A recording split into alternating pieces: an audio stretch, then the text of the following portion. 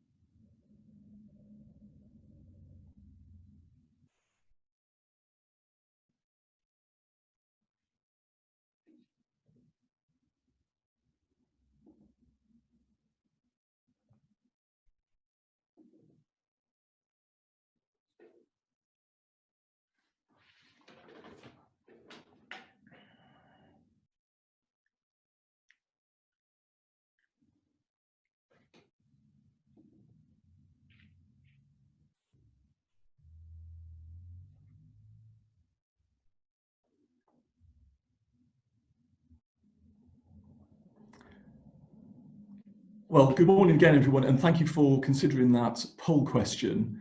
Welcome again to this live webinar from FREES on electric vehicles.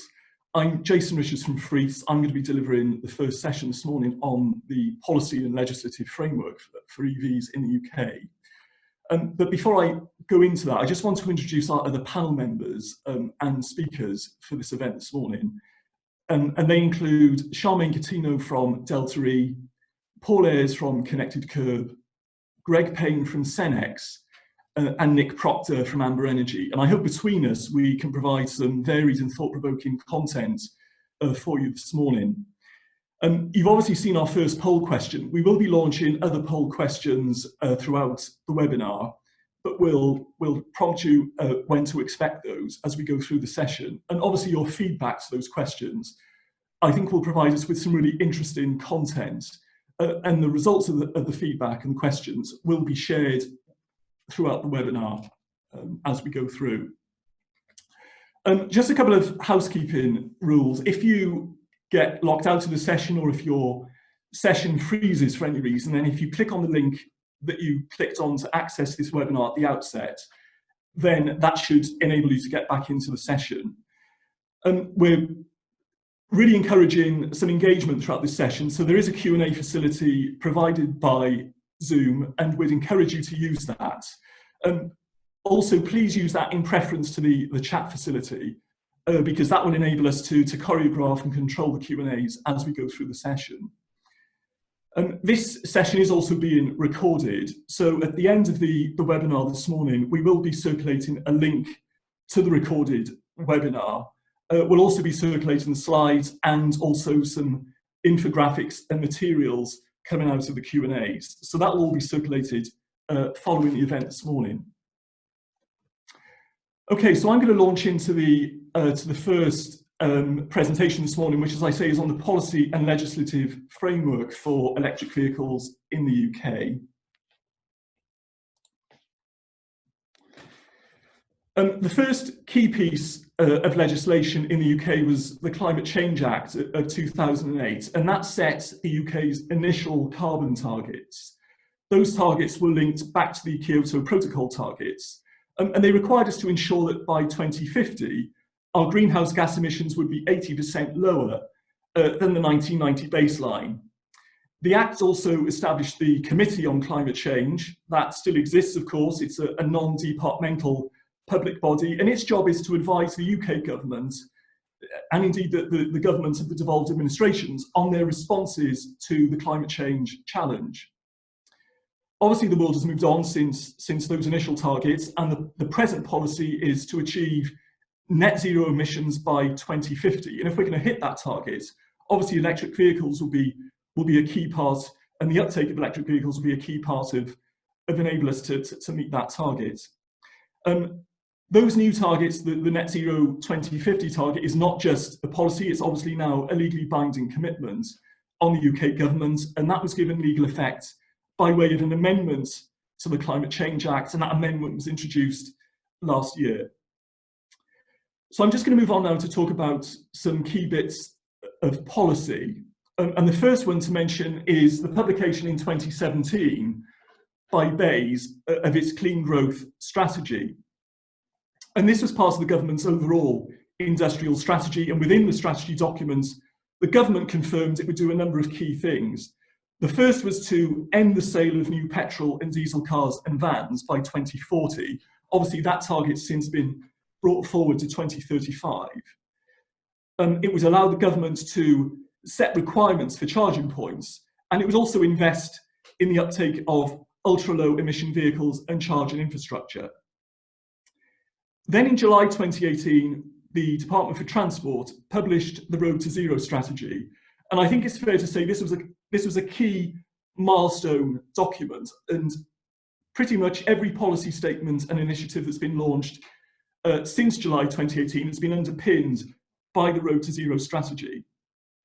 And the purpose of this strategy was really to set measures for reducing emissions from road transport, and it contained a number of significant new targets. And I've set out some of those key broad targets here. One of them was to ensure that all new homes would have charging points available, and we know that about 80% of EV charging presently takes place at home. The aim was also to ensure that all new residential street lighting columns would include a charging point. So this target obviously applied specifically where there is on-street parking provision.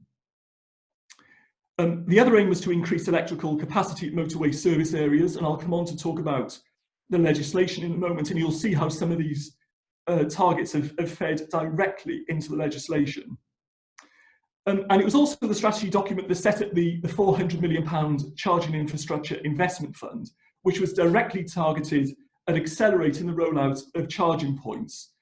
Zouk Capital currently manage the fund on behalf of the government following its appointment through a competitive exercise. And it's based on a match funding model. So in other words, the government effectively matches the funding which is contributed to the fund by the private sector. In addition to this, we've also since seen the Rapid Charging Fund announced in the 2020 budget. That's another £500 million funding commitment. Don't know yet whether that fund will be structured in the same way as the Charging Infrastructure Investment Fund, but nevertheless, it is an additional significant funding commitment. The next piece of policy to mention was publication in July 2019, when the government commenced its consultation on changes to the building regulations. And many of you may be familiar with these proposals. That consultation closed on the 7th of October last year, and the government is in the process of analysing the feedback. So we await further announcements from the government in response to this exercise. But the consultation included a number of important proposals. One was to ensure that every new home has a charging point.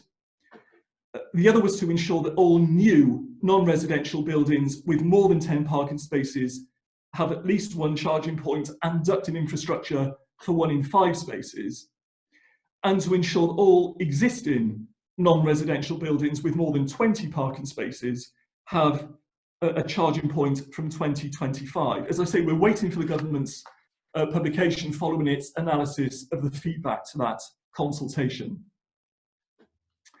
And then the final initiative or policy to mention this morning was published in January this year by the EV Energy Task Force. And they published the Energising Our Electric Vehicle Transition document. The establishment of this task force was itself a commitment made by the government in the Road to Zero strategy. So it's a task force which is government-backed. It's been established by a combination of the energy and transport ministries, and it brings together a number of players from the energy, infrastructure and transport sectors, and it's presently chaired by Energy Systems Catapult. And this document has identified 3 priorities. The first is to deliver smart charging capability, and smart in this context means effectively shifting the time of day at which a vehicle charges from a time of peak demand to times when system demand and system constraints are low, and also a time when electricity prices are cheaper. The other priority was to deliver standards and codes of practice on interoperability and data sharing. And interoperability in this context is really about the compatibility of the key system components and the underlying software as between the vehicle itself, the charge points, the broader charging network, and then beyond that, the grid itself. So it's all about that data sharing and connectivity between those key pieces of asset and key components. And then the third major priority identified was effective local and national planning in relation to electric vehicles. And the document made a number of recommendations aimed at addressing those priorities. Okay, so moving on to the legislation itself. Obviously, the main piece of primary legislation in relation to electric vehicles is the Automated and Electric Vehicles Act of 2018. Now, this is very much an enabling piece of legislation in that it puts in place the broad framework for the sector, but it very much depends on additional regulations, secondary legislation, effectively being implemented and passed under the Act in order to introduce and implement specific requirements, whether those are requirements in response to technology changes or perceived market failure in respect of charge point provision, or whether it's to improve the consumer experience. Whatever it may be, those initiatives will have to be implemented by way of secondary legislation. The Act received royal assent on the 19th of July 2018, and it's divided into 3 parts. I'm not going to say much at all about Part 1 because Part 1 is almost exclusively concerned with the insurance requirements relating to automated vehicles, and we're not really looking at automated vehicles this morning. I will say something about Part 2 because Part 2 is all about charging, and in particular makes a number of provisions for charging points. And in this context, we're really concerned with publicly accessible charging points. And then Part 3 is about, I won't say too much about Part 3, it's a general section, it's about future-proofing the Act, and it gives certain additional powers to the Secretary of State. I think it's fair to say that the general approach at the moment seems to be for the government to prefer the market to come forward and provide solutions and to meet the demand requirements. It seems as though the government is really monitoring the sector carefully, and only when it identifies any significant gaps in charge point provision or in other areas, and where it perceives market failure, only then, I think, will it really regulate heavily in accordance with its powers under the Act. Obviously, there are some areas the government's looking at. I've talked about the areas being looked at by the Energy Task Force, which was set up in January. But generally, I think the preference is for the market, as far as possible, to provide the solutions and to meet the requirements. So just looking at Part 2 in a bit more detail, it anticipates regulations on installation and on the operation of EV charging points in a number of broad areas. So we may expect to see regulations to accommodate developments in technology, We know that the technology in this sector is still developing and developing at pace. So we could expect to see minimum standards being introduced to specify performance and connectivity requirements for charge points. So we could expect to see an increasingly defined technical specification for charge points. Then broadly, we could expect to see regulations to improve the consumer experience of charging infrastructure. We know that the consumer experience is patchy at the moment. There are many different ways and methods of accessing charge points. The availability can be patchy, the performance can be patchy as well. So we could expect to see regulations introduced with the aim of ensuring a more consistently positive consumer experience. And then the other broad area is to ensure that there's appropriate provision of infrastructure, and in particular, there should be sufficient provision at strategic locations such as motorway service areas and large food retailers. And it's interesting to look at the target that was initially set by Highways England when they undertook the target to ensure that there would be a charge point every 20 miles on the strategic road network by 2020. I mean, to a large extent, that target, I think, has failed. So again, it'll be interesting to see how the market responds to some of these areas and some of these requirements. Obviously, on the upside, when it comes to general provision, I've mentioned the Rapid Charging Fund, which was announced in the 2020 budget. So that in itself is specifically there to support the rollout of rapid charging infrastructure over the next 5 years. So it may be that the market does come forward to provide that demand requirement. And the other broad area mentioned in part 2 is the need to provide for smart capability. And I've explained what we mean by smart in this particular context. Smart, I think, will also, or smart capability will also be important, incidentally, of course, for National Grid as system operator in helping it to balance the system as we go forward. So continuing with part 2 of the legislation, as well as those broad areas I've mentioned, there are some very specific problem areas which are mentioned in part 2 of the Act, and in respect of which the Secretary of State is given specific power to regulate. And it's worth just looking at some of these specific problem areas. One is the diversity of access to charging point services. So we could see regulation providing for a uniform method of access, or at least a more tightly defined set of methods of accessing systems, whether that's through a smartphone or subscription service or card payments. There's a lack of interoperability, and I've mentioned that, between charging points and charging point connectors on vehicles. This again is specifically mentioned as a problem area in part 2 of the Act. We know the market is developing many different solutions, so it could be that we start to see regulations setting out minimum standards of design and functionality for charging points. There's a need, obviously, for fuel retailers to provide charging points. So again, this is about access and appropriate provision. And again, the question is really whether the market's going to respond to meet the particular requirements, or whether it will be necessary for the government to mandate provision through additional regulation. And then there's a lack of consistency in publicly available information. So again, this is a specific area highlighted in part 2 of the Act. Currently, it's up to the charging point operator to decide what information to share with the public and to make available. But obviously the government is concerned, and we see this reflected in part 2 of the Act, to ensure that there's consumer certainty when it comes to information. So we could see regulations addressing information in relation to things like the location of the charging point, its hours of operation, the cost of obtaining access to the charging point, the methods of payment, and whether the charging point is in working order. So these and other issues are mentioned specifically in the Act, and we could expect to see further regulation in that area. And one of the other problems highlighted in the Act is the transmission of charging point data between the charging point and the system operators, National Grid and the DNOs. And in particular, there's a concern about energy consumption data and also the geographical information of the charging point. So those data flows, I think, will be a key area that the government will look at and may decide to regulate going forward.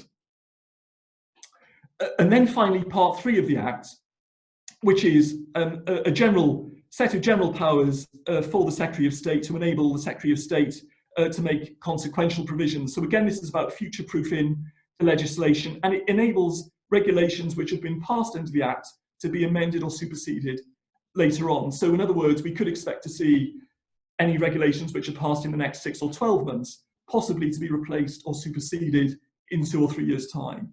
So it's just that mechanism which is set out in part 3. And then there are a couple of sets of regulations which I'd just like to touch on briefly. The first is the Alternative Fuels Infrastructure Regs of 2017. These relate to vehicles powered in a number of ways, including hydrogen, but they also touch on and catch electric vehicles as well, and they relate to charging infrastructure. They came into force on the 9th of October 2017, and they implement the Alternative Fuels Infrastructure Directive. And they set common standards for socket outlets and vehicle connectors. So these provisions are really about ensuring interoperability, which I've touched on. And they do this by reference to very specific BSI standards, British Standards Institute requirements, which are actually set out in a schedule to the regs. So these are very specific technical regs in relation to socket outlets. They also set standards for intelligent metering, and what the regs mention here is the need for metering systems to display information to the user and to ensure that the charge point is secure in its treatment of data. And they also set some requirements, again, on the publication of data and making information available to the public. And then finally, to mention the electric vehicles smart charge point regs of 2020. So these are all about ensuring that charge points have that smart charging functionality. And the requirement would be that every charge point sold or installed in the UK will have smart charging functionality. Unlike the other regs which I've mentioned, which were passed to implement an EU directive, these regs of 2020 were specifically passed under the Automated and Electric Vehicles Act. They were passed into section 15 of that act, and they catch private charge points in particular. So in other words, charge points which are installed at homes and workplaces. And they also reflect the requirements of the electric vehicle home charge scheme, which itself requires charge points to be smart and have smart functionality in order to qualify for the funding under that particular scheme. And smart in this context means two things. Firstly, shifting that time of day when the charge occurs, as I mentioned earlier, but it also refers to a degree of optimization. So in this case, modulating the rate of charge in response in particular to electricity tariffs in place at a particular time of day. These regs are not currently in force, but we do expect them to come into force at some point during 2020. Right, I'm conscious of time at this point. I have got a final slide on supply of electricity to electric vehicles and charge points. I'm not going to talk in detail to this slide because, as I say, I'm conscious of time, but it's a slide that focuses on whether a particular activity does or does not require an electricity supply license, but hopefully the content pretty much speaks for itself. This slide will be included in the slide packs which are circulated after this event. Okay, so that concludes my main comments. I'm just hoping now we can get the results of the poll put up. And I'd ask this specific question because I really wanted to gauge the level of confidence amongst the audience as to whether we have the view that the market will broadly meet the requirements or whether the government will need to regulate. And that's a very interesting response, because 67% of you agree with my view. Had I been voted, that's exactly the option I would have selected. So I think there is an expectation the government will need to regulate. So thank you very much for that response. At that point, I'm going to hand over to Charmaine Catino from Delta EE to provide the next session. Thank you, Charmaine. Thank you, Jason. I'll just share my screen now.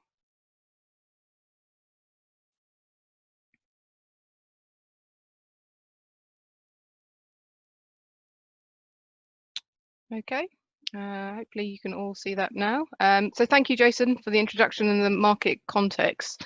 So I'm Charmaine, I work for Delta EE, which I'll give you a very brief intro for you, those of you who are not familiar with it. But I'm going to take some of the concepts and themes that Jason's really touched on and bring them up to a bit more of a European context, which is where our research focuses.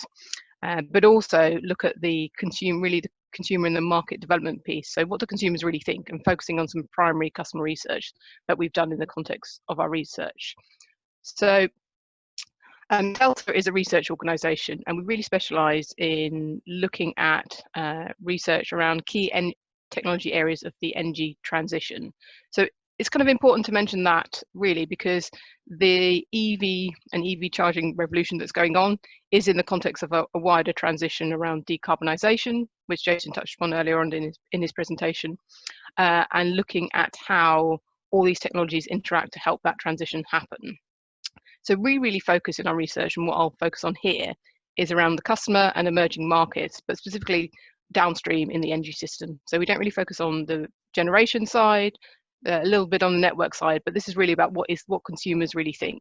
And our work spans lots of different technology areas, really look at the intersection between energy and transportation. So specifically on charging when it comes to electricity, but we also look at hydrogen as well. And really we identified this as a kind of, the charging bit is important because it's a key barrier to adoption, and really helps us focus on range anxiety, for example, as a barrier and how that could be overcome. So I'm not going to talk too much about the kind of really broad market context. Some of my fellow speakers will be touching on this, but the kind of mobility propositions that are out on the market are really looked at and involve a number of different key players, and some of these are existing to the energy system, but others of them are new. So this is, I'll come back to this point later, but the automotive industry have not historically been involved in electricity or electricity supply. Charging infrastructure companies may be from an electrical contracting perspective, startups less so, and this is really creating a really interesting market context and melee of different service providers. So our research is really focusing on the charging, and we categorize charging in terms of 4 kind of key areas, and this really helps us kind of have a simple framework for discussing these. And I'll touch on 3 of the 4 areas that we work on. So we work on home charging, public charging, fleet charging, and vehicle to grid integration. And I think it's important to have all 4 of those elements when we think about the consumer reaction to EV and EV charging. We cover 5 markets, and I'll talk about those 5 markets in Europe today. These are kind of the key EV markets. So the UK, France, the Netherlands, Norway, and Germany. And this is really because you can see some emerging markets. There's a high level of EV ownership, and that really gives us some interesting insights to speak about and look at how the market is developing. We do also cover fleet. I won't touch on any of our research from that so far, but if you are interested, please do let me know. As Jason said, there's a Q&A function at the bottom of the screen, and I can answer questions within that after the end of my session, or at the end, which we'll have some Q&A with all the speakers. So, consumers. If we think about kind of a typical EV owner, and I'll just briefly, it's kind of how you would expect it to be. So they are typically young, urban, they have high monthly wage, they have their own home, they're high earners, quite often they are parents with children. So it's not unexpected if you were just to hypothesize, but it's useful to have evidence to back that up. And when we look at public charging, which was one of the key early markets, we can see that the distribution of public charging across Europe, so this data is from October last year, we're looking at around 200,000 public charge points in the market. And this is really clear for showing us why we as an organisation focus on those 5 key markets. And the interesting thing about this is public charging was one of the first areas of charge point development, but it's patchy still. And it really, there was a lot of focus on public sector funding, driven by many different initiatives that really grew that over the last 10 years. So how that is evolving and how that plays its role in importance is quite interesting to note. If I move on to the next stage, one thing that we looked at is when one is looking at public charging, it's really interesting to note why public bodies choose to locate charge points in different types of locations. And we've developed a matrix which is really looking at the characteristics of a location type in a public scenario, the speed of the charger, and then how long customers typically stay at that charger. So there's many different types of charge points. We have them going across from left to right across the top, from slow to fast broadly, and in different types of public location, from petrol stations to supermarkets to airports, from top to bottom. So really what we were trying to analyse here is, typically in a public location, how realistic is it for a consumer to stay in that location for the amount of time it would need to take to charge their EV? And if you were a solutions provider looking to develop public charging capability or trying to sell to a public charging site, how should that work? And really what we've identified, which you can see in the dark blue, is kind of the excuse me, the sweet spot for different types of chargers in different types of locations. And this is interesting because when we look at the rollout of the public charging networks, how people are using these different public sites and how well utilized the charge points are can have a really big impact on how comfortable EV owners are and how that can impact on adoption. So now looking at home charging, we have done a lot of research, and I should say the research that I'll talk about today comes from a European panel that we run a couple of times a year, and we've been doing that for about 18 months now, so we've got a good body of data that we're starting to build up, and that really looks at EV owners and non-EV owners and their attitudes towards electric vehicles and electric vehicle charging, and we asked them different types of questions, including preferences on charging, but also around two different propositions. So this was some early research we did in 2018-19, which was really focusing at charging preferences at home, but really trying to do a bit of a slant on how that relates to the car purchases, the EV purchases that they've made. And I think key within this, it's interesting anyway to see the automotive industry and people's attitudes towards them. But at this point, we were really looking at the fact that charge point supply came with your EV. So that might sound fairly obvious, but actually there's many different players, as I showed in this early slide, who are acting within the charge point supply and the charge point provision market. And I think people's purchasing decisions are really influenced by their EV. So how they charge is influenced about the whole EV journey and their kind of progression to an EV customer. What's interesting, and this is looking at Europe, is that when people are at home, our research showed that actually a significant proportion have a dedicated EV charge point, but there are people who choose not to charge at home, and there are people that use just a regular socket, and so you have these kind of emerging market of how consumers are trying to find their own way around this market, not prescribing a particular solution, but also how early adopters are kind of really evolving the market. If we look at some of our more recent findings, looking at how EV charging has really changed, the home charging has really changed. I think there is really interesting that we found that 90% of EV owners can and do charge at home. So this is quite a shift from a few years ago. And I think the key finding and the key things that are interesting for us from this is that there's a real opportunity within that for lots of different types of EV and electricity propositions to occur. So if you see the graph at the bottom of the slide, this is around the kinds of companies and the companies who are providing charge points in the home. And there's over 28 different brands in that pie chart, which is really split between specialists and electrical OEMs.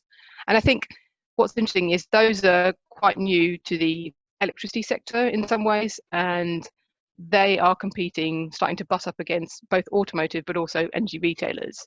So we've got this kind of stimulus for lots of activity, lots of propositions, lots of interest, with people trying to develop a relationship with the customer, the EV customer in their home. And I think that has really seen us draw the conclusion that EVs are really changing how homeowners interact with energy. So buying an EV and a charge point prompts them to think about changing their electricity tariff and their energy supply.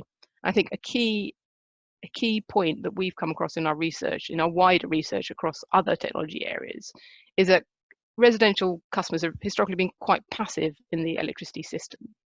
And EVs have shown us a real opportunity for them to be engaged. And I think that's really important because it's been a policy goal for many, many European countries to get consumers more engaged in the energy system. The idea is if they're more engaged, they're more aware, they will use less, they'll save money. And EVs have presented an opportunity to really, really drive that and accelerate that forward.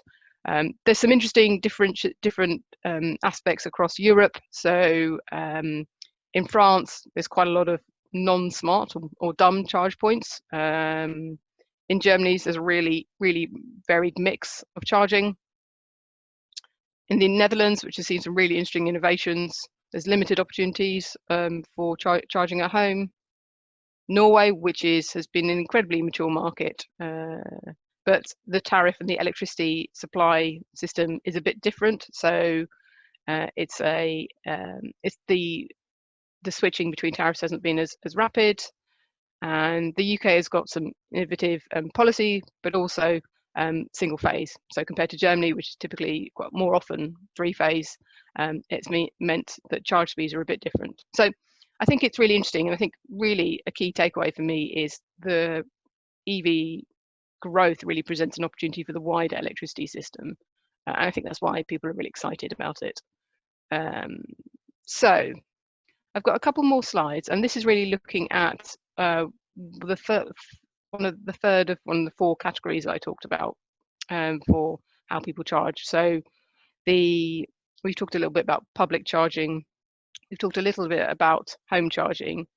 There's fleet charging, which I won't cover today, but we also talked about vehicle to grid integration.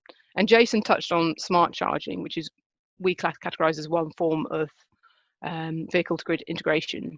And I think the point about people being more active in the energy system is really important here. So if we're going to decarbonize our energy system, both our electricity and our heat systems, customer participation is really vital for this. And smart charging around EVs is a really, really huge opportunity for getting people engaged, but it's also quite complex. And I'll give you kind of a bit of an overview of smart charging for those who are not familiar with it. We really classify smart charging as a way of intelligently working between the grid, the car, and the home to optimize electricity consumption or electricity use for all of those 3 parties. So making sure that the grid is best served, the home is best served, and the car is best served. There's different criteria that people use. We've seen a lot of propositions come around which are driven around cost, but it could also be around flexibility for grid demands, potentially on carbon. And really, these 3 different approaches that we've identified focus on where is the decision making actually happening. So is it happening in the home through a home energy management system or some sort of other smart smart PV system? And this is what we have classified as home centric. In the middle, we have charger centric. So that's where the charge point and the connection to the grid is really making the decision. And this is really interesting because charge point operators and charge point providers have a real role to play within that. And if we look at the car centric, looking at the intelligence sitting within the car, and this is interesting because it brings a completely different group of companies. So we've got some early stage innovators which we've put up here, but also it could bring in capabilities from automotive industries. And we've seen automotive companies slowly start to get interested in the electricity sector, not just because of EVs, but Volkswagen, for example, have launched an energy retail business called Eli, or Eli, I might not pronounce that correctly. And having an automotive company transition into being an energy retail supplier is quite a huge change for the energy system, and of course is probably giving a lot of raised eyebrows to many energy suppliers. So I think it's really useful to kind of look at those three approaches. What we're talking about is quite a complex piece.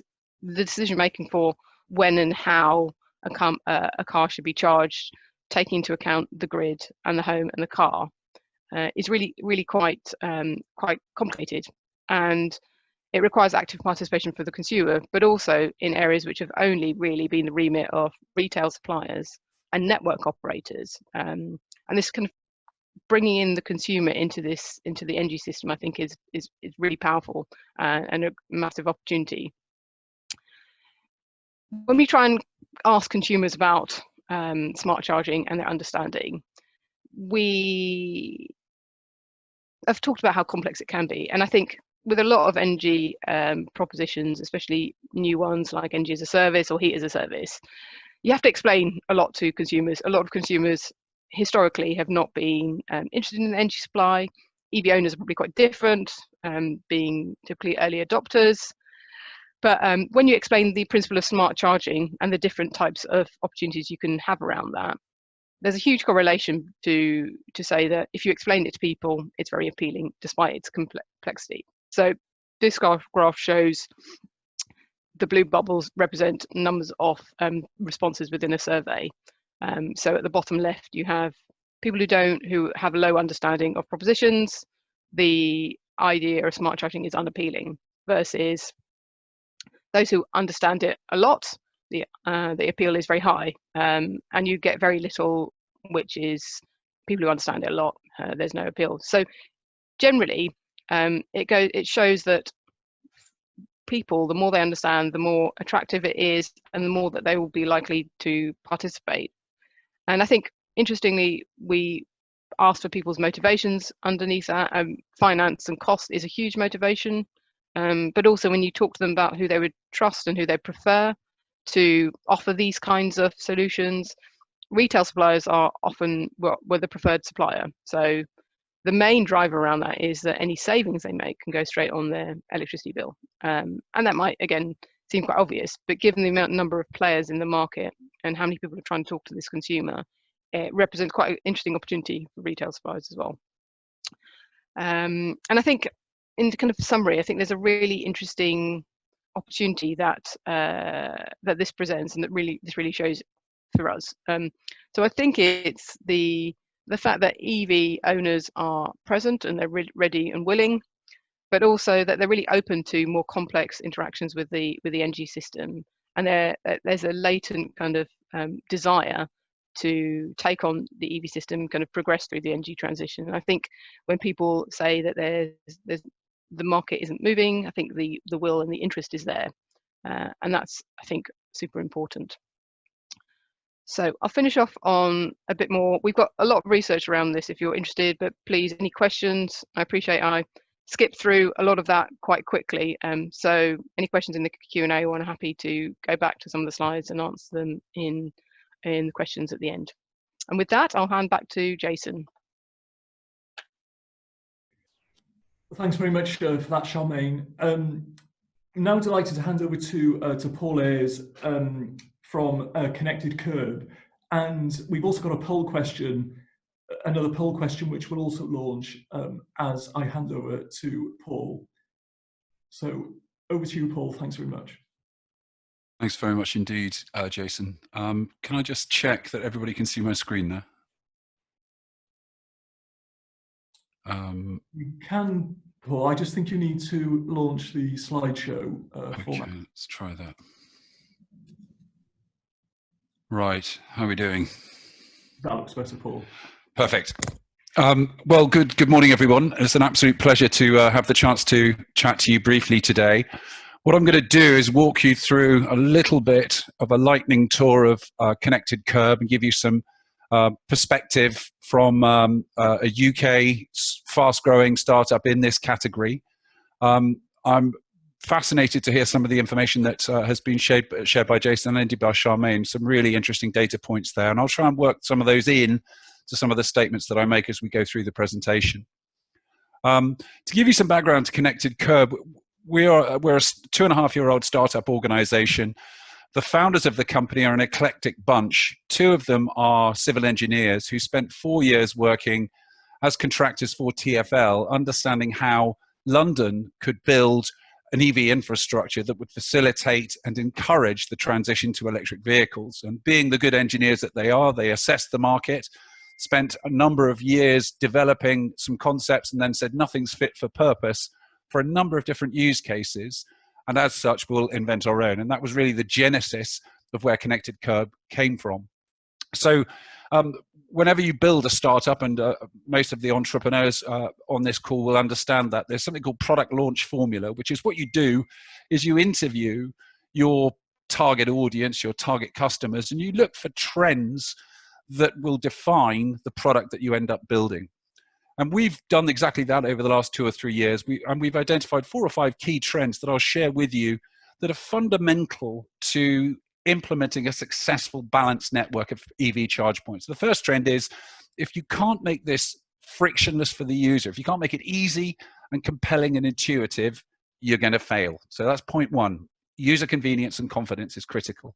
The second thing is, putting this infrastructure in the ground is non-trivial. And while you're doing it, it's important to bear in mind some of the other technology evolutionary pieces in the puzzle. And so part and parcel of what we do is we also enable a whole host of other technologies in and around the infrastructure that we put in the ground. And I'll talk to that a bit later on. The third thing is, you kind of have to eat your own dog food. So we're doing this because we're trying to change the environment. We're doing this to improve the net contribution to pollution and to move towards a carbon zero environment. And as such, it's critically important that the products that you build and you manufacture are in themselves sustainable and environmentally friendly. And in that regard, everything that we do from a product development and a product manufacturing perspective uses recycled materials. The fourth thing, and I guess this harks back to my background in technology, is just the speed, the revolution that we're seeing in transport, but also the speed of innovation that we're seeing. And the trajectory that we're seeing means that interesting developments in things like battery technology, drive chain technology, grid management, load management, mean that we can't really see what might come down the track in 3 or 4 years' time. But what we do need to do is put the right infrastructure in place so that that core infrastructure can support this incredible evolution. And then finally, a number of organizations view the implementation of EV charge points as a sunk cost. It's a cost on the balance sheet and it's a pain. Interestingly, if you use some clever data science to locate charge points in the right areas, and you make those charge points compelling from a consumer perspective, charge points can generate significant income. And we'll talk a little bit about that further on in the presentation too. Okay, so finding the right solution, just to summarize where we come from as a charge point manufacturer and a charge point operator, technology has to be future-proof. It has to have a minimal impact on the power supply. And Charmaine spoke to that point very, very well just a few minutes ago. The technology's got to be easy to use. It's got to be quick and efficient to deploy. It has to be durable and reliable and accessible. And then finally, it's got to be commercially attractive. It's got to make sense. So in terms of what Connected KERB does, we've created a smart, environmentally sensitive product and a product set that we would describe as a system. So it's a system of different components, almost plug and play, that enable us to treat each setting where we deploy a charge point sympathetically without impacting a huge amount, for example, on street furniture. So you may or may not have seen some of these enormous petrol pump-sized charge points littered down a number of residential roads in and around urban areas, certainly in London, Birmingham, and Manchester. Our view is that's probably not going to work for a number of different reasons. One, they're not really environmentally friendly. Two, their use of life is limited. And three, they tend to incent local residents beyond belief. So the technology we've built is fast, universal access charging platform. It's optimized for both the workplace and for the residential charging environment. Everything that we've done is sustainably designed. The unique difference between our proposition and everybody else's is every single node and every single charge point we put in the ground is connected to either fast fiber or to 5G. And there's a very strong reason for that, which is our view is that the delivery of data is going to be the defining technology in how transport is consumed by consumers in the future. And we think data is as important, if not more important, than the power that is needed to fuel the transition to an electrified transport network. And I'll come back to why that's critical a bit later on.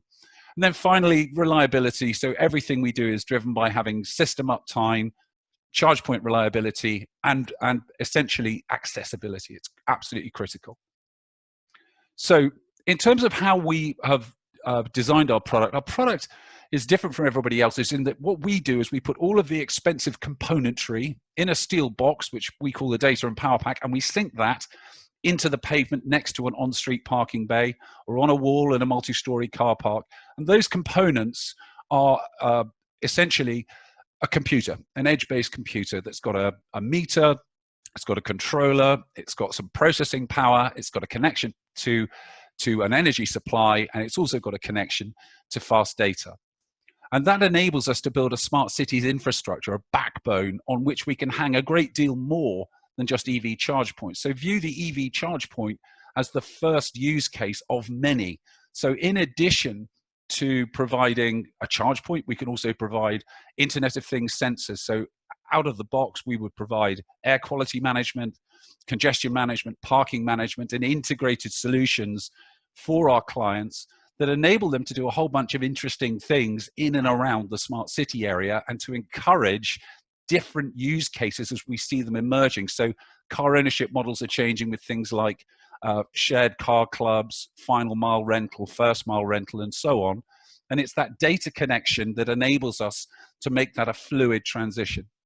We also heard earlier from Charmaine a little bit about V2G, so vehicle to grid, vehicle to home, and vehicle to vehicle charging. Everything that we do today will support those technologies moving forward.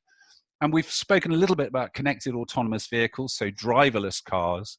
What's fascinating about that is those vehicles are going to need to transmit a huge amount of data every single day. So they are compelled by law by 2025 to upload every single data point that the car has made in the previous 24 hours. What we know is that's about 2 to 3 terabytes of data. So it's about 100 streamed movies worth of data every single 24 hours. Unless you've got smart charge points that are connected to fast fiber and to 5G, that backhauling of data to be compliant and to ensure safety and ensure insurance capacity, that's just not going to be possible. And so the rationale for our connectivity was born of this need to support the evolution of e-transport.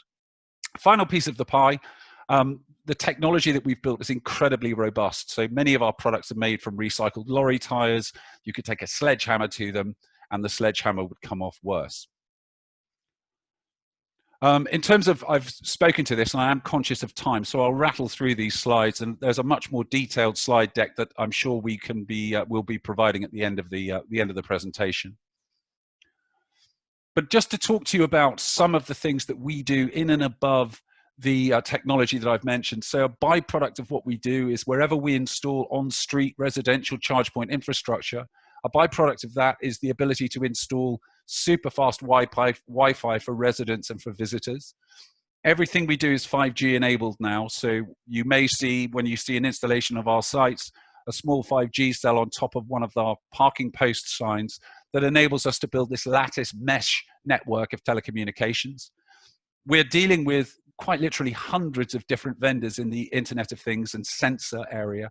And that's everything you can possibly imagine, from traffic management to environmental management, and the number of use cases that we're seeing that demand access to fast data and demand access to power are absolutely enabled with our backbone. The final piece, I mentioned the value of data. If I look at where the evolution of the data networks going, and specifically in regards to transport, I think there are so many different innovative use cases that we're seeing. It's everything from enabling companies like Hail and Lime and Uber today, so ride hailing, right the way through to origin destination travel. That's the idea that I know that I live in Maidenhead and I need to get to Timbuktu, and that origin destination desire is then proposed as a consumer proposition driven by data, and I can take different forms of transport driven by data. So we're in a fascinating evolutionary part of the market. In terms of where we work, there are a number of different clusters of customers that we have. So we work with property developers, so new property development. We work with employers in workplace charging. I guess our genesis was in the on-street residential parking. So that use case really talks to Charmaine's data earlier, where what we know is that mostly in Western Europe, people charge at home. But if you live in an urban area and you haven't got a driveway, you can't install your own charge point. And as such, our genesis use case was, how do we install sympathetic on-street charging capacity for people who don't have driveways to enable them to make a confident transition to EV? We're also doing an awful lot in the fleet parking, fleet management space with a number of different corporates across the UK. And it won't surprise you to know that wherever there's extended dwell time, wherever cars are parked for a significant amount of time, we're working with commercial car parking organizations to provide that same charging and intelligent data-driven infrastructure. In terms of what our products do and what they look like, the Armadillo, this is a product that's aimed at both on-street and surface-based car parks, made from recycled lorry tires, incredibly durable, very, very good for preventing people from parking on pavements. We've got a number of council customers who love this product because it absolutely enforces the inability to do that half-on, half-off parking that so distracts them. This is what it looks like down at street level. I think this is a snapshot from Southwark, which was one of our first pilot sites.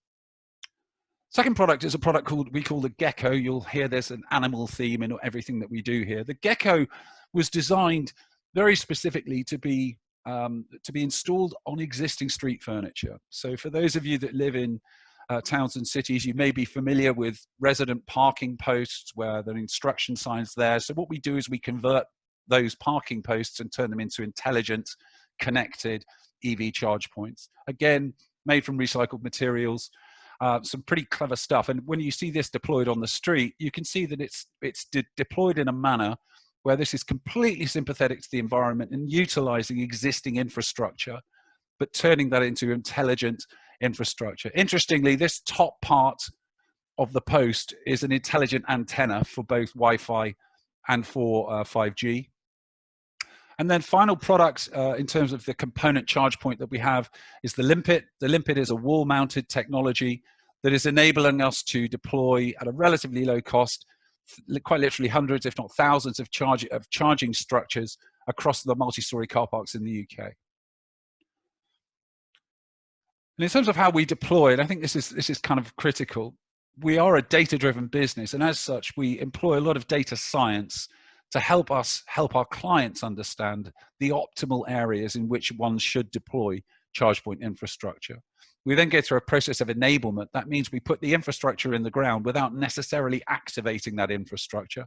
And then the final piece of the pie is activation on demand. So as more EVs hit the streets, we'll have the infrastructure that we can enable. And to give you an idea of how that looks, if we imagine this picture is a standard residential road, we install at the top of the road a feeder pillar. I'm sure you've all seen those green cabinets that are ubiquitous in many urban settings. And we then underground dig and install these chambers, which are empty chambers into which we drop the intelligent computing technology that I mentioned to you earlier. And the ducts in the chambers are all enabled. We're then able, on demand, to install chargers as the market starts to evolve.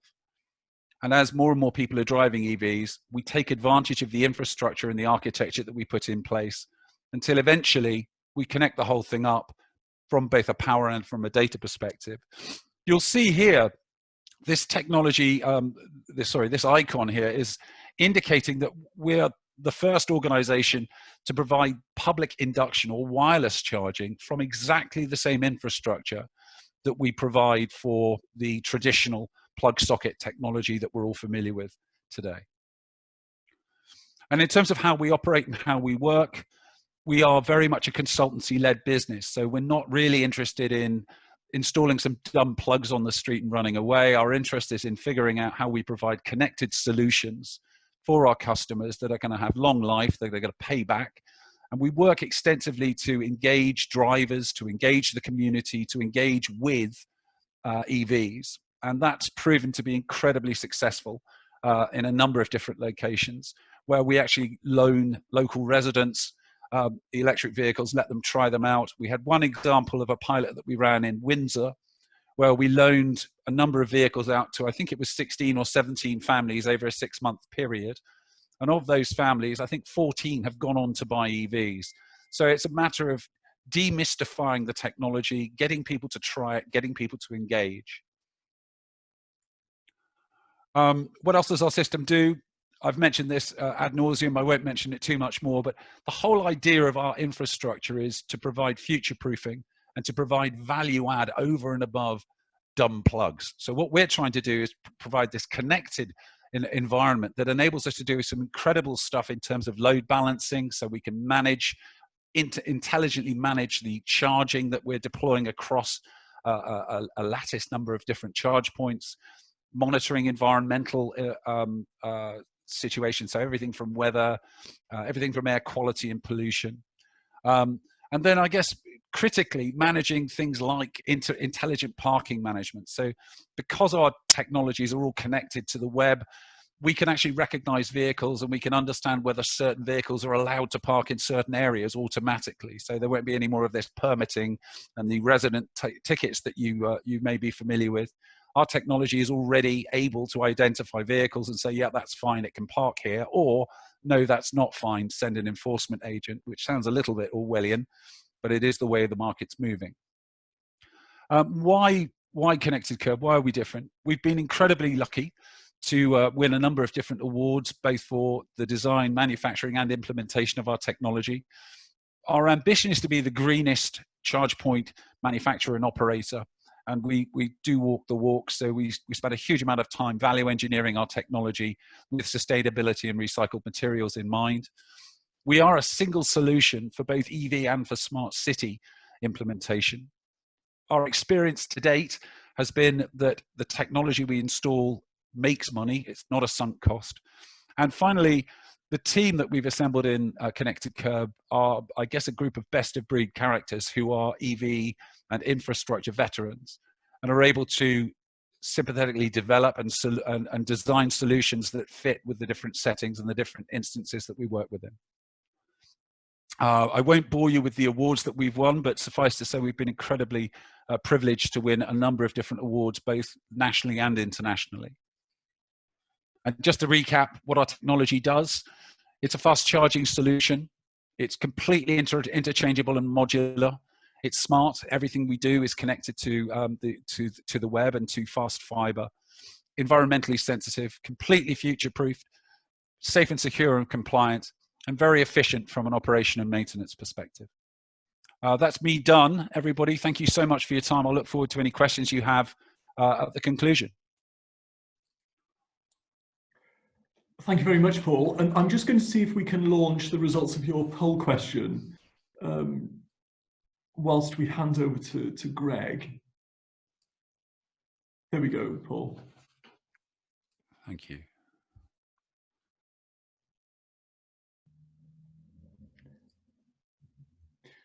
So as I say, we'll share the poll question results at the end of the webinar. So thanks again for that, Paul. I'd like now to hand over to Greg Payne from Cenex. Thank you, Greg. Thank you, Jason, and thanks there also, Paul, for that very interesting overview of Connected KERB and the system there.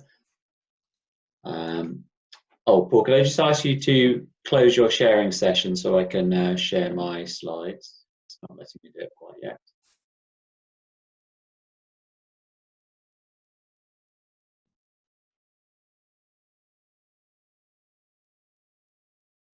Great, thank you for that. Hopefully this will now work if I share this. Okay, well, so Thanks for the introduction, Jason. My name's Greg Payne, work with the team here at Cenex. I'm going to be talking to you briefly about some of the EV infrastructure, the development and challenges we're seeing in the space, but also some of the motivations as well for moving towards electrifying vehicles. So Cenex, who are we? So we're independent, not-for-profit, sort of low carbon transport experts.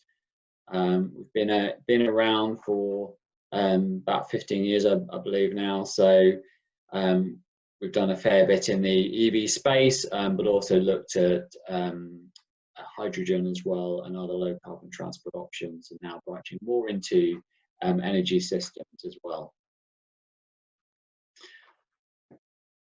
Oh, sorry, we just got the poll question I see popped up. So do just take a moment to answer that question.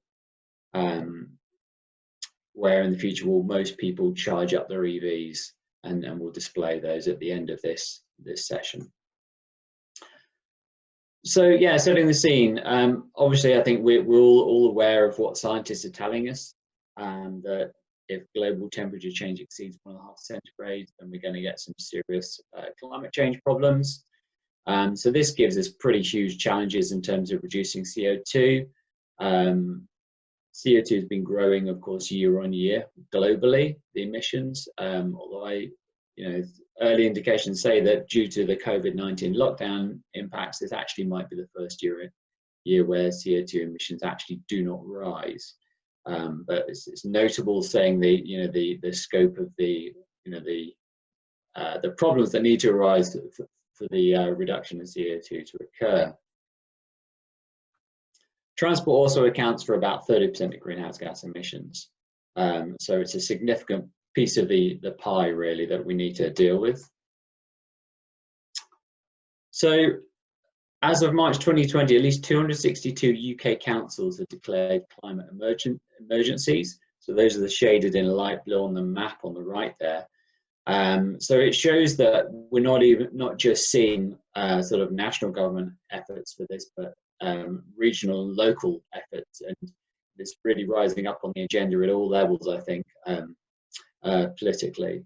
So it's an important thing, and it's gaining more and more traction, which is great, really. And these targets, of course, that are being set by local authorities are going to impact businesses and residents, as well as local authority-owned fleets and buildings as well. But it's not all about climate change, actually. Quite startling study by King's College London found that living within 50 meters of a major road could increase the risk of lung cancer by 10% and could stunt lung growth in children by up to 14%. So actually the local emissions from transport at the moment is causing health issues. So it's certainly something that that I think brings it close to home when you think about the emissions from transport and how we want to really tackle this. So yes, I think there's we're all pretty acutely aware of the case of why we need to change things, as I just very briefly outlined there. But why electric vehicles? Well, electricity has actually been, in the UK specifically, it's been greening quite a lot.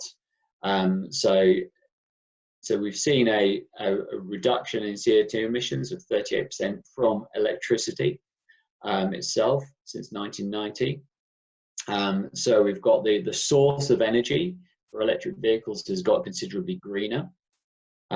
Also, most cars travel less than 15 miles per day. So actually, people do use cars less than they probably think they do.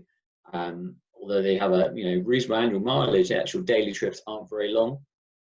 And customers can refuel, of course, at home with electric vehicles. So that makes a bit of a difference, of course. We're also in a fairly pivotal point, I think, has been alluded to in some of the previous presentations with EVs in the UK. So the number of models now are really proliferating that you can get. and I've put those on a chart of historical releases and future releases of different EV models. And also, I think perhaps one of the game changers is that the driving range you get from EVs now for the current and future releases is very commonly above 200 miles. So where range anxiety was a real concern at the beginning, this is actually now becoming much less of a concern. And certainly from what we've seen, 200 miles is the kind of threshold where people start to think, okay, yeah, an EV could work for most of my journeys, because 200 miles is close enough for to the range of an ICE vehicle.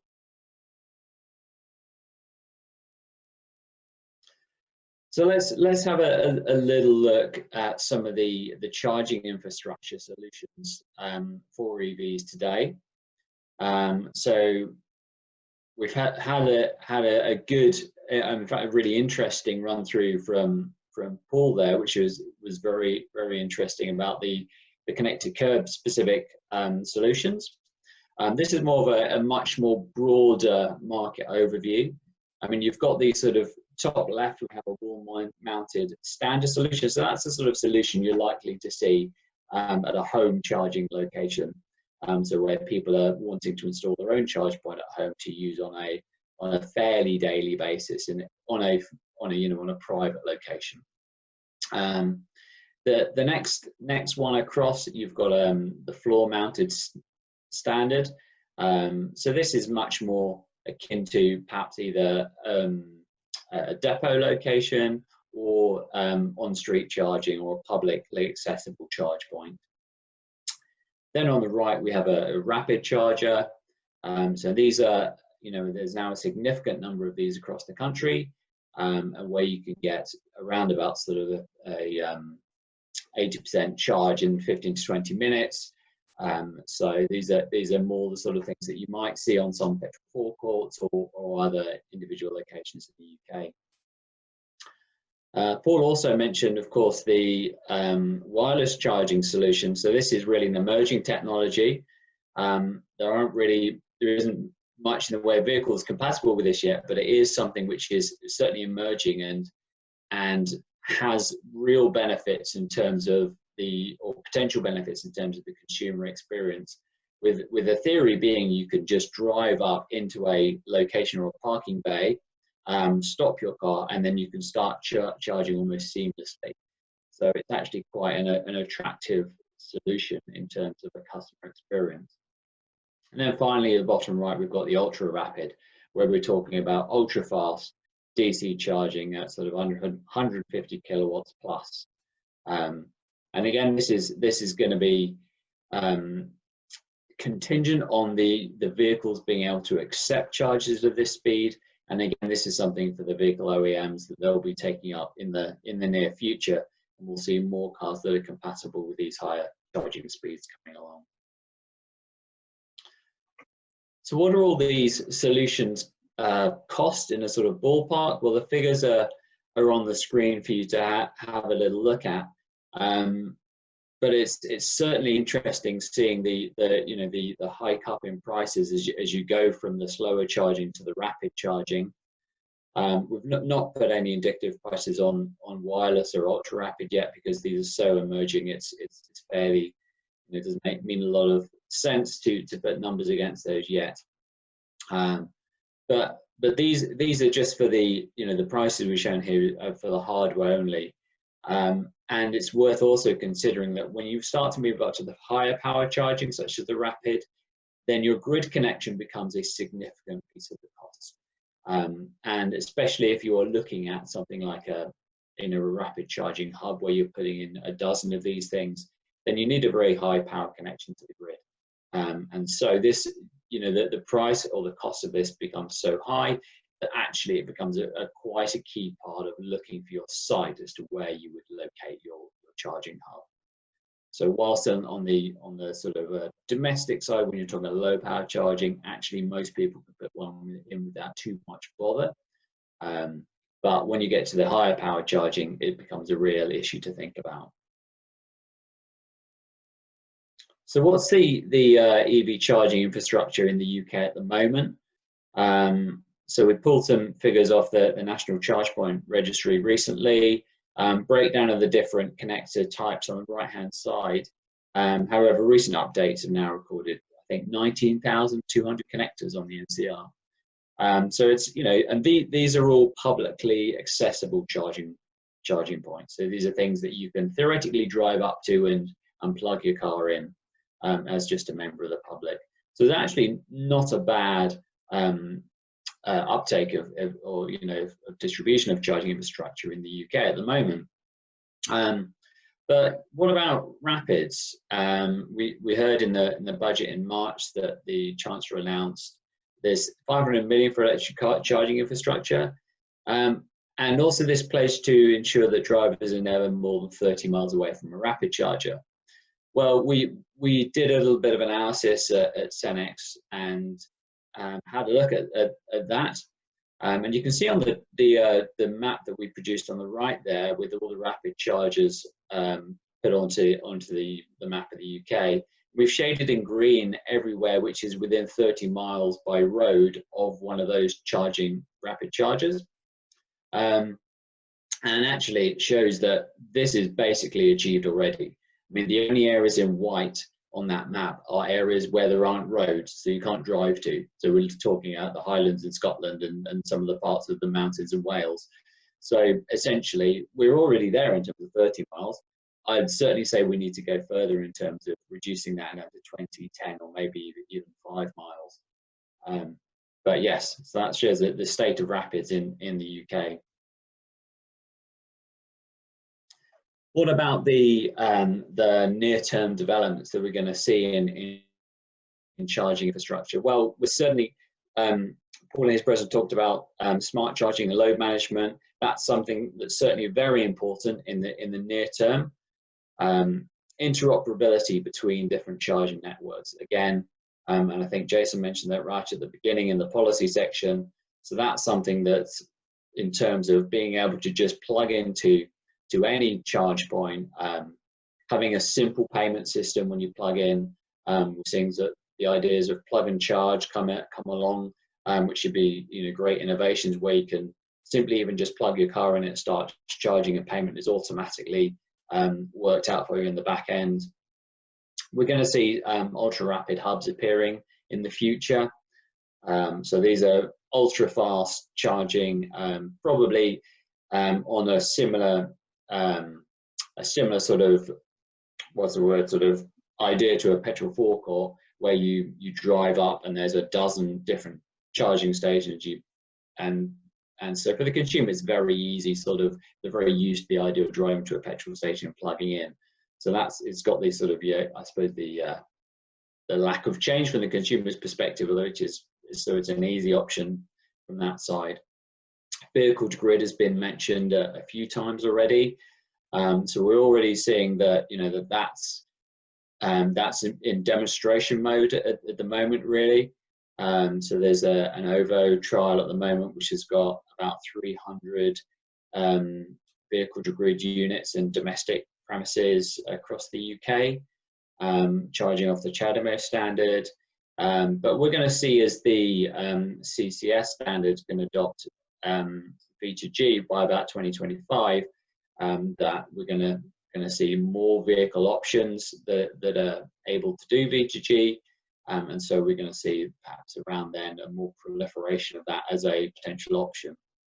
The business case for V2G at the moment is challenging, certainly, but what we may see is, as the hardware prices continue to come down, that by about the mid-2020s, so again around 2025, you see that actually the V2G can then start to make sense, at least for some cases. Again, it's a tricky one, because the revenue streams that you need, you may need to stack different revenue streams to make V2G work out a little bit to cover the added cost of the expensive hardware.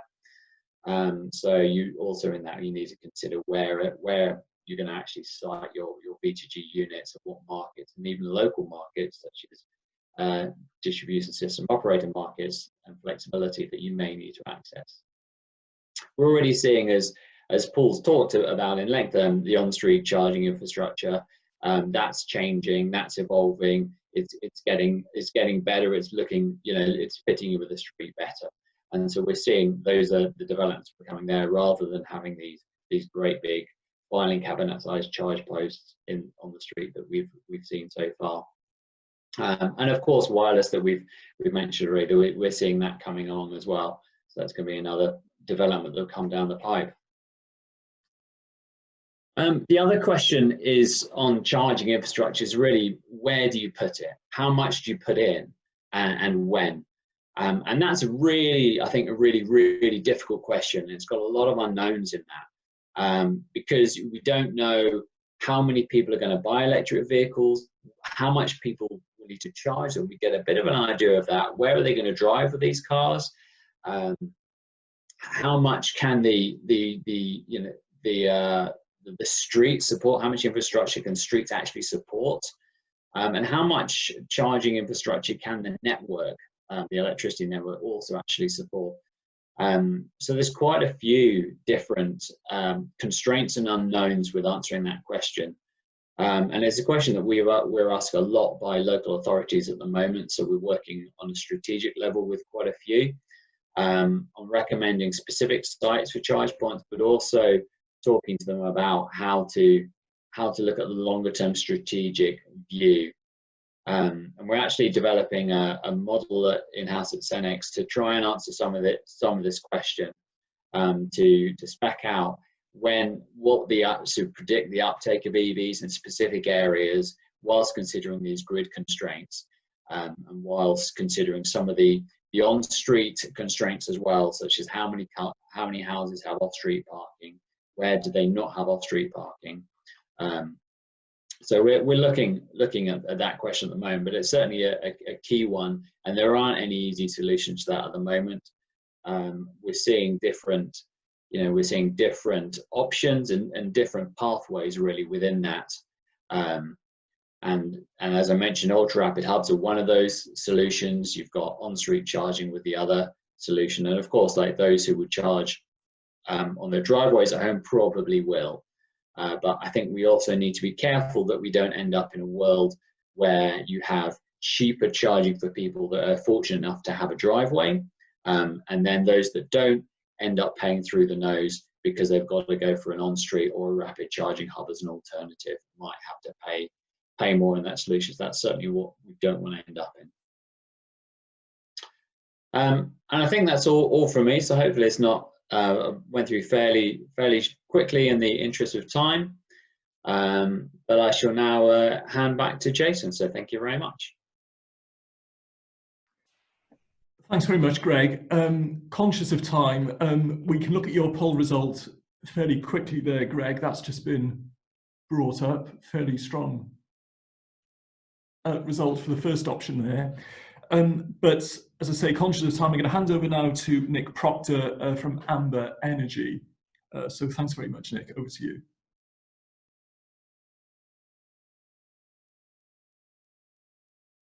Thank you. Yeah, just transferring across now. Hopefully up and running, and hopefully you can't hear my screaming 2-year-old daughter downstairs, although she's given it a good go to participate in this EV breakfast. Really interesting comments and presentations so far. So hopefully with the graveyard shift, I can keep the energy going. I'm fortunate enough to have got my second EV actually coming now. I've got the Porsche Taycan, which is on its way. I'm a big car enthusiast, so this is something which I've always wanted a Porsche since a young age. And I think I've always said to myself, well, you can't get one of those because you're in the energy industry, so you can't go and get one of those type of cars. And when this came along, it was too good to resist. And I think the point I'd make on opening about this is that we are talking about cars, and cars have been around for generations in the sense of they've never just been vehicles. They've never just been used for people to get from A to B.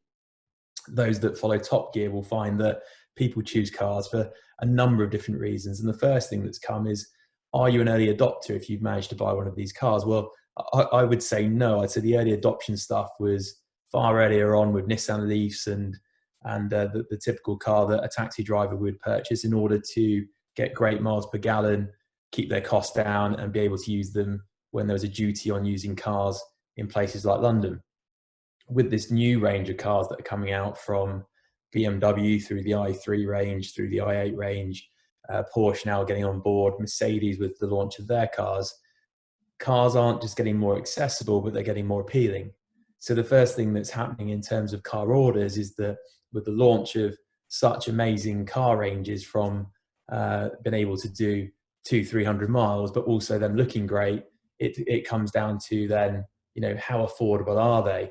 And that isn't just in the sense of buying the car itself, it's in the sense of then the charging point that you then have to install at your home. And it was interesting looking at some of those prices earlier, around £1,000 to £2,000 in your home, and maybe 20 to 30 grand if you wanted to put a high-speed fast charging network in.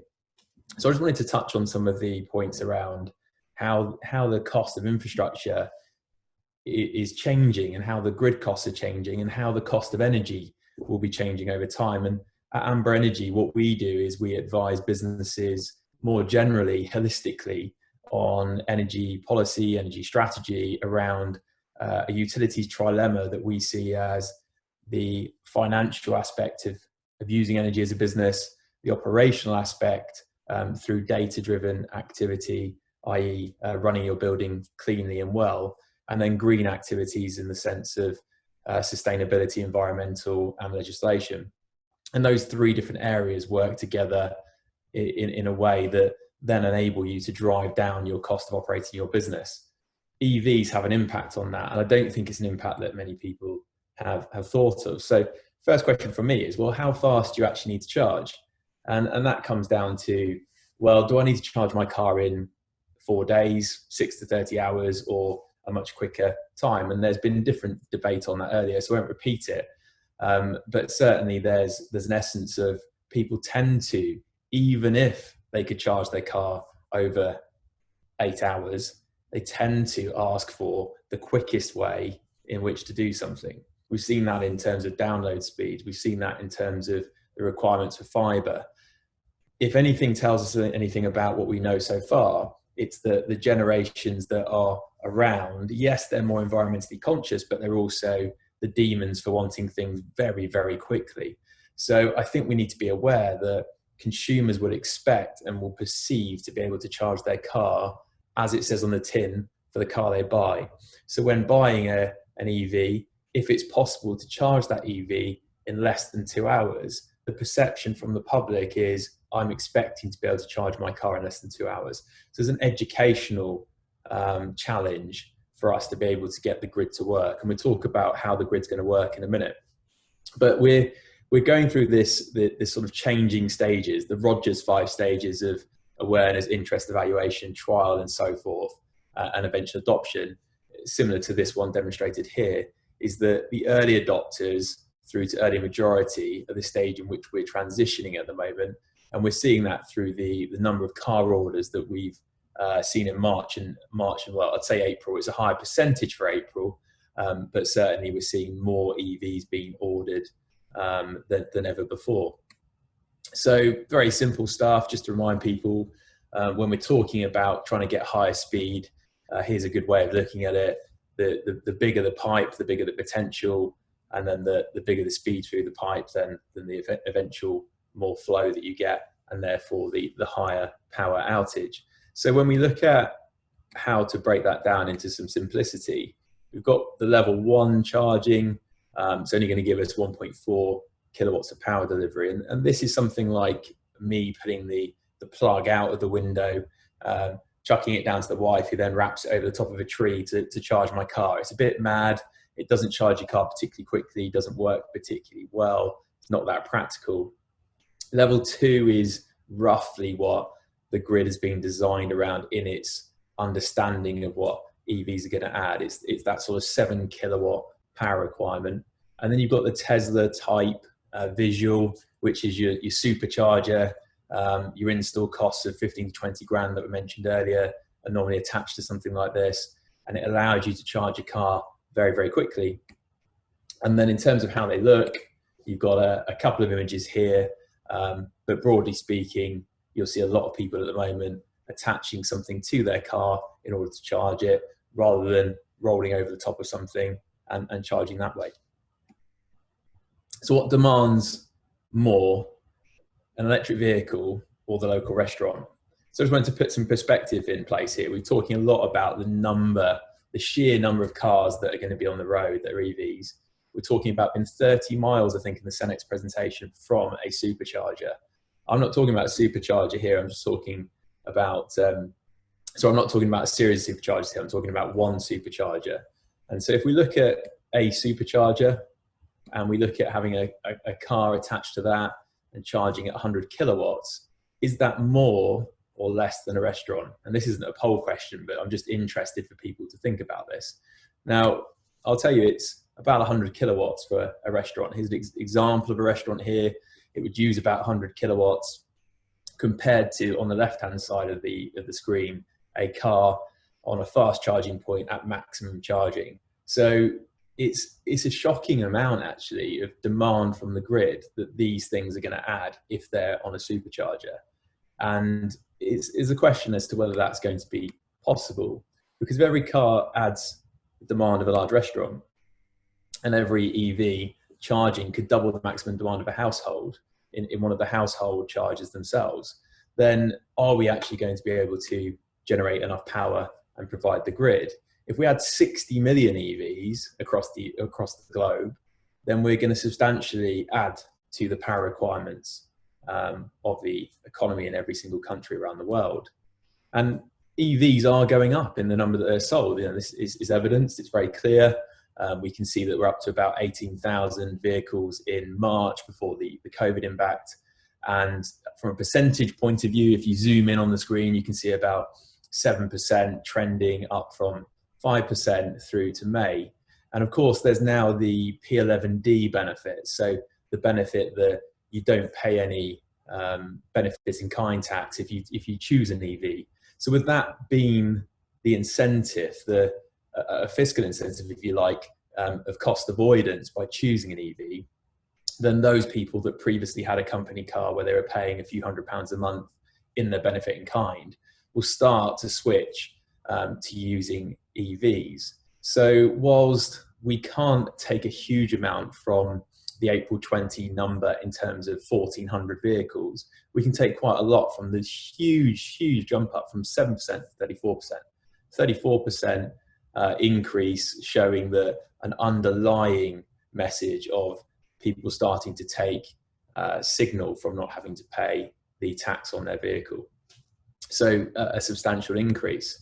But if we're going to add the amount of load to the grid that we're talking about adding 60 million restaurants, if we go back to my analogy, and that's quite a lot. It can create a bit of a problem. Needless to say, the choice of how we charge is going to make a big difference. If we were charging on the commercial route of around about 22 kilowatts, then it's possible to work out what the grid requirements might look like. To the right of this picture, you'll see Express Plus, which is 500 kilowatts from, this is charge points range. And you can see that sort of demand would be a substantial demand to add to the grid. But if we just take the 22 kilowatt example, which is your fast charging expectation to charge the car in a short number of hours, then we can see our grid now. We've got our businesses attached to it. We've got the grid production through solar and wind and the various connections of gas and so forth of generating. We've got our businesses connected. We're already adding additional renewable generation to the grid, which creates a difficulty in balancing the grid and additional costs of balancing the grid. And we're now starting to add these electric vehicles to the grid. Now, if we just zoom out a little bit from all of this and look at the grid itself, we can see that this is yesterday's, this is this morning's look at the grid in the top half of the pictures. And you can see demand was around about 22 gigawatts. And the demand was then married with production of energy of renewables, which was around about 23%. Nuclear was 26%, and so forth. Now, I show you this to give you an understanding of how much energy was being demanded from the grid and how much was coming from renewables. which was 23%. In the bottom left-hand corner of the screen, you can see the yesterday average, and you can see that the demand was coming out at around about 30 gigawatts at the absolute peak. And you can see that the shape of the load, you can see where solar has been produced, obviously during the hours of the day when the sun's out, and how that supports the peak demand in the grid. And you can also see then how different generations of energy and fuel mix are coming through. And last year's average in the bottom right of the screen shows that maximum demand was getting up to about 40 gigawatts. So if we take another question, how many cars charging at the 22 kilowatt load, which was that sort of medium charging point, would be able to charge at any one time to take up that whole maximum demand that we saw in the grid? So simple equation, 22 kilowatt charging point, how many cars are going to add up to this 40 gigawatt number? And I think if you do the maths, you might be surprised to see that we're talking about 20 million cars all charging at the same time. So it's actually a number of cars that we could well see, but particularly when we take a step back and look at the fact that National Grid believe there'll be around 36 million vehicles by 2040. Now, however, they break the equation. They don't believe in that equation because they wouldn't believe that all the cars would be charging at any one time.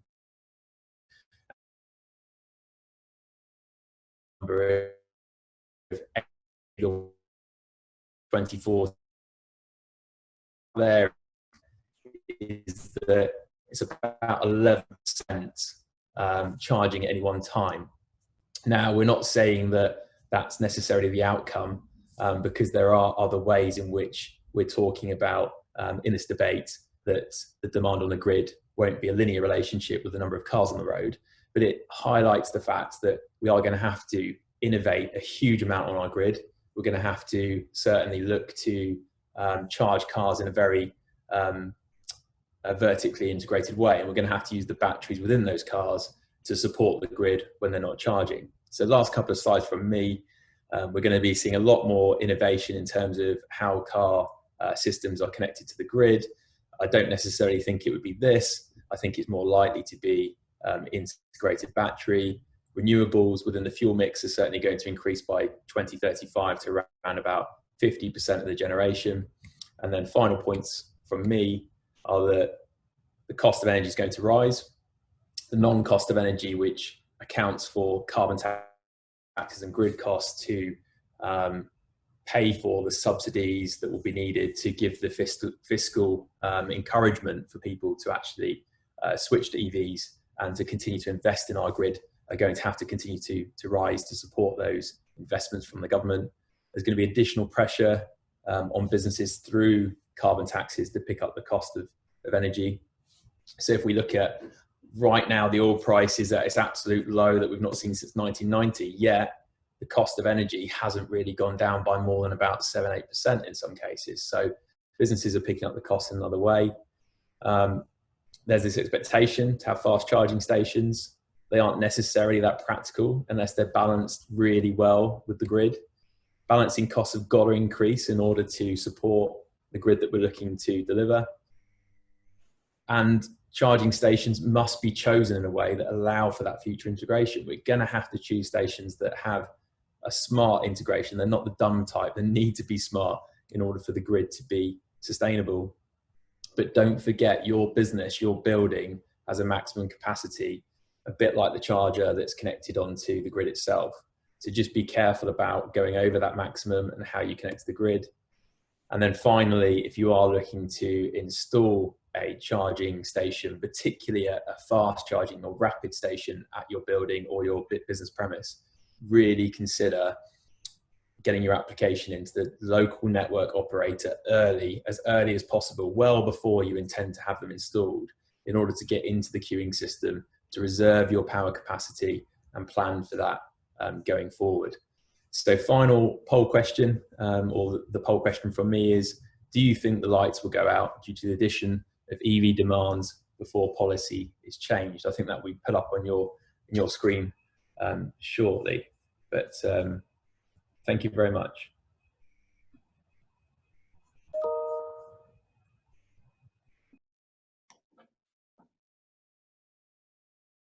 Thanks very much for that, Nick. And we can see the results of your poll question there. I don't know whether you want to make any initial observations on that, Nick.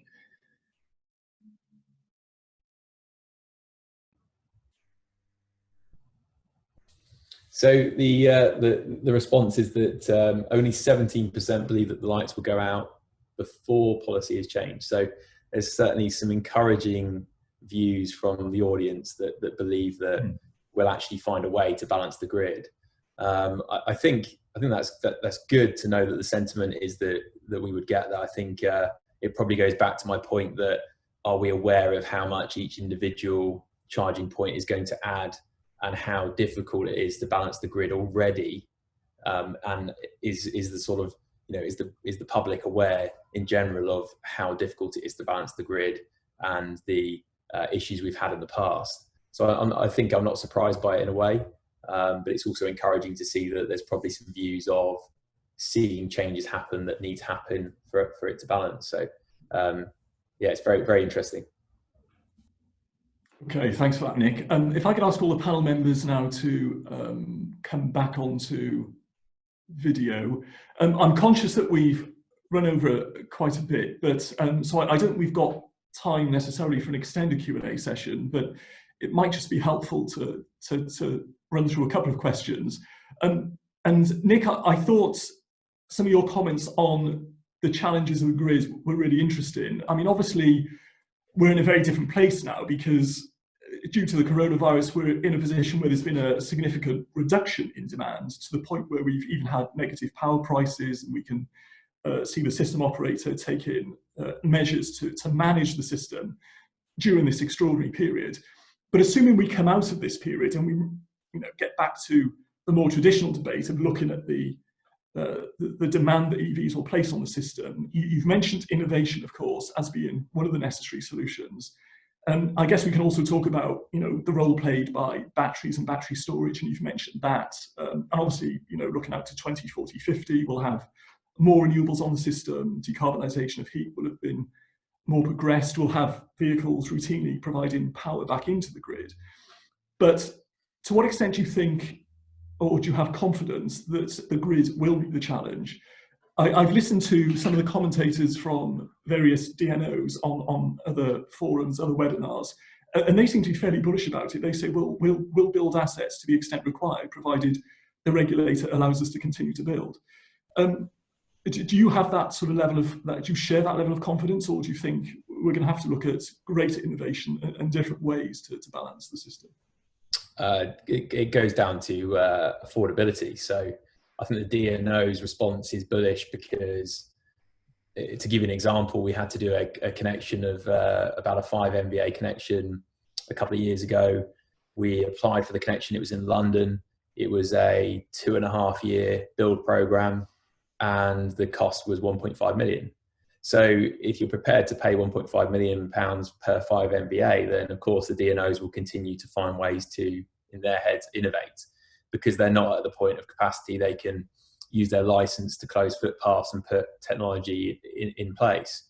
But when it comes down to actually what's likely to happen and how the different companies that are on the call play their part and how some of those innovators play a part, the key for me is that when a vehicle's plugged in, it's either charging or it's supporting. So it's either charging from the grid or it's supporting the grid. Now, if that's true, it's no longer the case of having 60 million vehicles pulling from the grid by 2040. It's having a diversification of assets that are either 60 million supporting the grid or a small percentage using energy from the grid. And this all comes down to the equation of number of miles driven, demand from individuals, and how that's monitored, how that's managed, and how that's policed. Because I can't see that if you give people freedom to charge in any way they want, and they're 30 minutes or 30 miles away from a rapid charger, how do you prevent everybody charging at the same time? What's the mechanic that ensures that? Because it's simply not possible to have everybody charging at the same time globally. It's just not possible. So what incentives, and is there a carrot and a stick, I suppose is my question around that policymaker's part, is that I can see plenty of carrot, I can see plenty of ideas for new energy suppliers using vertical integrations in their tariffs to incentivize charging at lower tariff points of the day, and to pay then a premium to give back to the grid. But I don't think that history tells us that just having a carrot means you avoid a situation where the diversity that you need of charging and support on the grid hits the sweet spot 365 days of the year.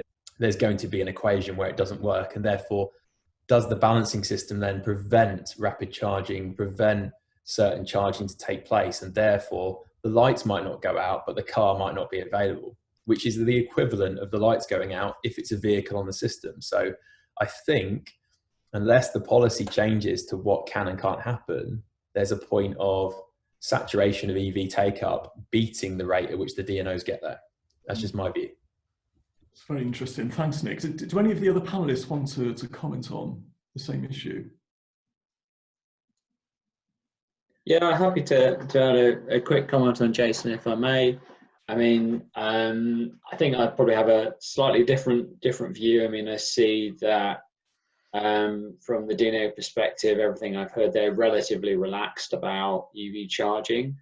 Yes, they're going to have to be putting more copper on the ground sooner or later, but for the certainly on domestic charging, they're relatively relaxed, at least in the near term. That may change in 5 years. We don't know. You know, they may find that they're less relaxed then, but we'll wait and see on that. In terms of the wider issues of peak capacity in the UK, so peak generation capacity, I don't think, certainly everything I've heard from National Grid is that they are relatively relaxed about EV charging. I mean, they're very confident in diversity and measuring diversity of products. So, for example, that they're not concerned about everyone turning their kettles on at exactly the same time, and they have sophisticated modelling to deal with some of those peaks when they can occur.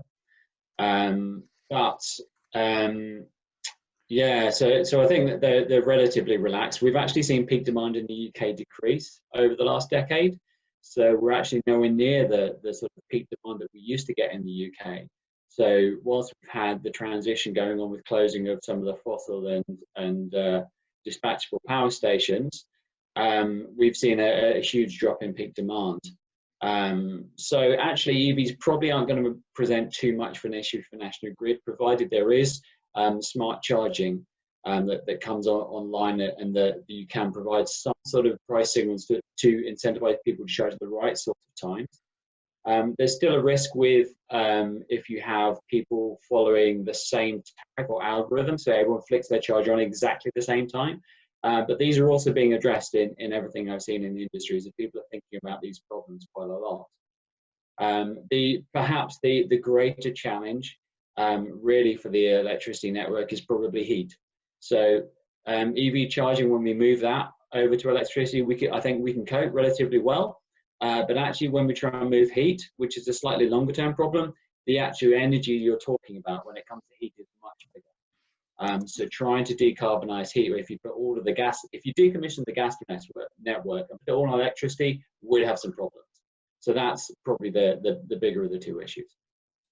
Yeah, Jason, I would concur with that actually, just from the research we do around heat, both low carbon gas alternatives and electrification of heat, combining that two together and crossing three vectors of power, heat and transport. I think that's where there's potentially challenges, and at the moment it's kind of quite unpredictable in terms of how people use all of those three on the electricity network. So I think that's probably a bigger challenge as well. Thanks, Charmaine. Conscious of time, just one more question. Paul, you made some really interesting observations about the need for technology to be future-proofed. And just thinking in the context of a project where you have a large estate owner or retailer hosting assets, charging point assets for 10, 15, 20 years, whatever the time period may be, do you think the technology is going to be sufficiently future-proofed to meet that requirement, to keep up the pace with technology as it develops, or do you think there's going to be still a need for the parties within that project to address the obsolescence risk and the risk of assets becoming obsolete and beyond fit for purpose? Yeah, that's a good question. So there are two bits to that question. I guess the first part is to draw a distinction between the infrastructure that's implemented to enable charging, and then the physical hardware that enables charging. An awful lot of the first generation of EV charge points, and I shouldn't say this, but I'm probably going to, we refer to them as skipware in connected KERB, because they do tend to end up in skips pretty quickly. The average life of first generation charge points, that's if they actually work, but the average life is less than 3 years, which means typically that you've got to re-implement new infrastructure every, let's be generous, every 5 to 8 years. You've got to re-implement new infrastructure to enable new technology. So our view is build the right infrastructure, put the right ducting in, put the right open infrastructure in place, not just for our kit, but for anybody that can come and talk to, and this is the second part of the response, anybody that can talk to the open standards that exist that will enable an integrated, interoperable network of charge points. So there's always going to be a risk of obsolescence. And indeed, we've heard that from Greg and from Nick and from myself. If you look at the transition from plug-in charging to wireless charging, we know that's coming. We know that it's going to have some very, very strong use cases. If the infrastructure is capable of supporting both of those use cases from the get-go, then the risk of obsolescence isn't that great. If, on the other hand, you're putting in proprietary single use case infrastructure, then the risk of obsolescence is legion, unfortunately. And so an awful lot of the more innovative vendors in the charge point space are worrying about what interoperability looks like and how everybody can leverage and base themselves on the same common infrastructure, which we believe will be all about data and power. So if we look at the case that you mentioned, Jason, in terms of a large retailer, and let's assume they've given a concession agreement to one of the vendors, it's down to the vendor to ensure that their infrastructure is going to be fit for purpose for the next 15 to 20 years. And I don't think it's down to the retailer, but I think it's critical that in the planning phase, there are stipulated design